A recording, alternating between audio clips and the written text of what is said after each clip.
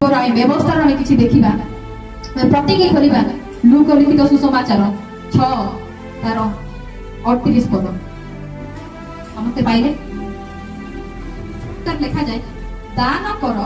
ताहाले तुममानकु दान दियाजिवो लोके माण को पूरा करी ताकु चापी हलाई उछळाई तुममानकु अंटी रे देबे कारण जेउ मापरे माप कर से मापरे तुमको मोपाई दियाजिवो पठित वाक्य रे श्रवण रे परमेश्वर प्रत्येक को आशीर्वाद करु आमेन आमेन माण माने के जानि जो माण प्रेज द लॉर्ड लिखा छी दान कर ताहाले तुममानकु दान दियाजिवो आ दान माने समस्त जानिछु यदि बाइबलिकली देखिबा दान माने गिफ्ट अटे तबे परमेश्वर को गिफ्ट देता परमेश्वर रिटर्न गिफ्ट हमको देता लोके मानव पूरा करी ताकू चापी हलेले छुड़ाई तुमान को अंटी रे देबे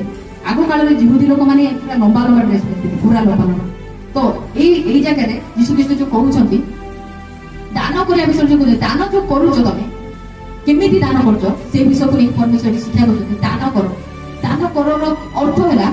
तुम भीतर आनंद रखी विश्वास रखी प्रेम को रखी दान कर जेते हम सेटा को रखी हम दान करिता परमेश्वर सेटा डबल कर काम कोन जेटा लिखाला अंटी रे देबे माने हमर एटा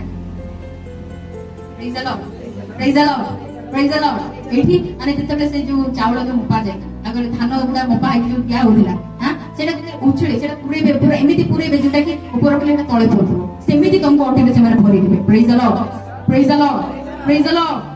तमे जहां भी दान करू ताहा तमे केबे संकोच करी दान न करू केमति दान करबा प्रेम विश्वास आनंद सहित विश्व को गौरव पाई ताहा प्रेज द लॉर्ड जो द्वारा परमेश्वर हमको से विषय को देखि हम उदारता को देखि हमर अंटी रे जेमति फूल हेगी रहइबो सेमति परमेश्वर को जोडा हमें भाबी नथिबा हमें जहां भी दान करू हम हृदय आशीर्वाद